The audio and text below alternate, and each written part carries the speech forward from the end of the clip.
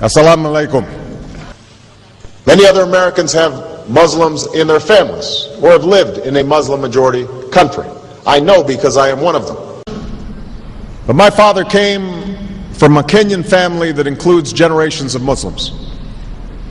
As a boy, I spent several years in Indonesia and heard the call of the azan at the break of dawn. I have known Islam on 3 continents before coming to the region where it was first revealed. That experience guides my conviction. You're absolutely right that John McCain has not talked about my Muslim faith.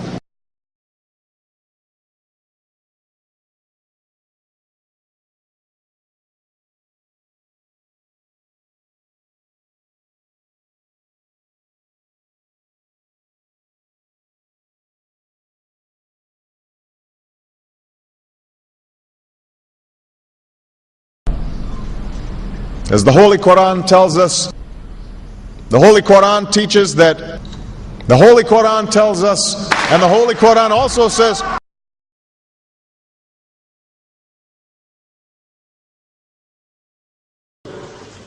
we will convey our deep appreciation for the Islamic faith, which has done so much over the centuries to shape the world. I would like to speak directly to the people and leaders of the Islamic Republic of Iran. Your great and celebrated culture.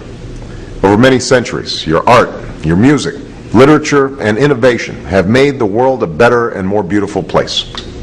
We know that you are a great civilization, and your accomplishments have earned the respect of the United States and the world.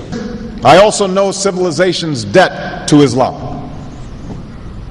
It was Islam at places like Uluzar that carried the light of learning through so many centuries, paving the way for Europe's Renaissance and Enlightenment. It was innovation in Muslim communities that developed the order of algebra, our magnetic compass and tools of navigation, our mastery of pens and printing, our understanding of how disease spreads and how it can be healed. Islamic culture has given us majestic arches and soaring spires, timeless poetry and cherished music, elegant calligraphy, and places of peaceful contemplation. They have fought in our wars, they have served in our government, they have stood for civil rights, they have started businesses, they have taught at our universities, they've excelled in our sports arenas, they've won Nobel Prizes, built our tallest building, and lit the Olympic torch. And when the first Muslim American was recently elected to Congress, he took the oath to defend our Constitution using the same Holy Quran. In ancient times and in our times, Muslim communities have been at the forefront of innovation and education.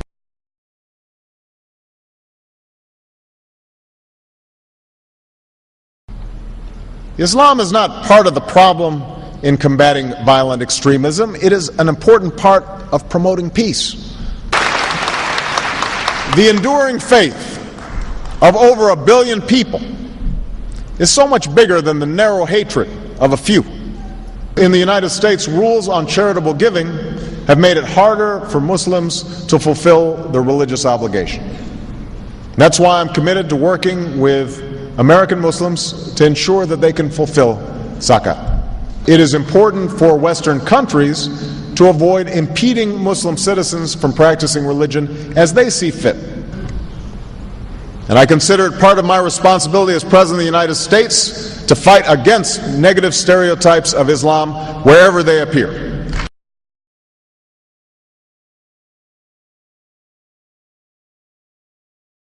We are no longer a Christian nation. We do not consider ourselves a Christian nation. The United States has been enriched by Muslim Americans. Since our founding, American Muslims have enriched the United States.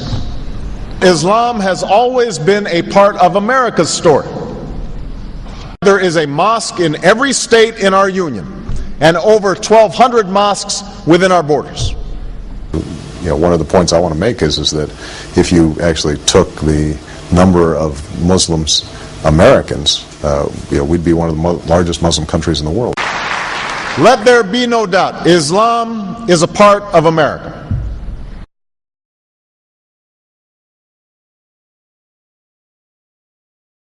he did bow to the Muslim king, while he did not do it to the British Queen of England. And by bowing, he showed the world that I am subservient. I do bow down to you as a Muslim king, something no other president has done with Saudi Arabia.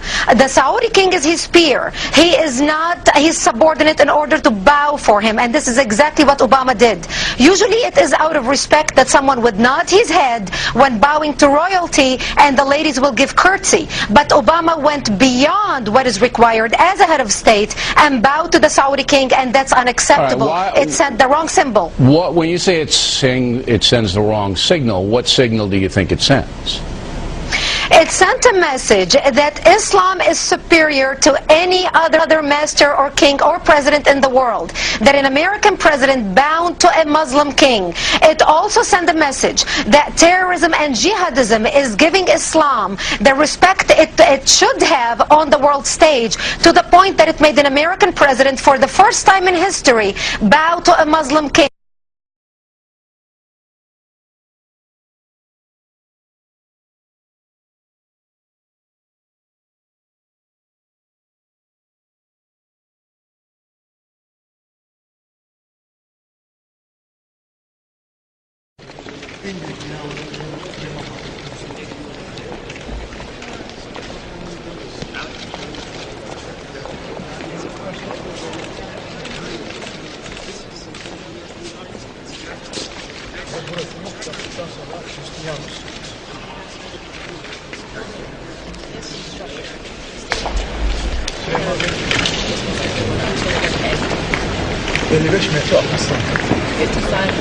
And this is a common thought shared by all the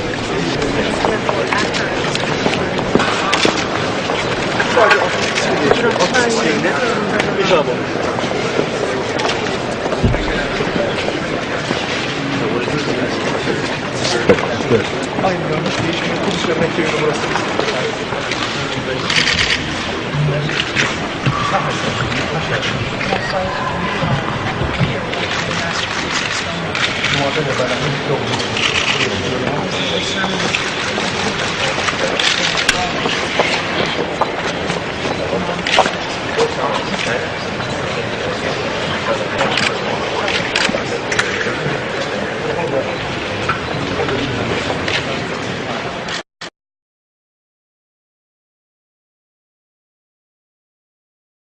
Presidential candidate Barack Obama is trying to change political fashion. He gave a speech in Iowa City today, and he wasn't wearing an American flag pin. Those pins have become synonymous with politicians since 9/11. Obama says he doesn't like how the pin has come to represent patriotism in America. I won't wear that pin on my chest. It's a little weird, Alan, that in the middle of the campaign the guy takes off the American flag that most people wear because they're proud of their country. Let me speak as clearly and as plainly as I can. America is not and never will be at war with Islam.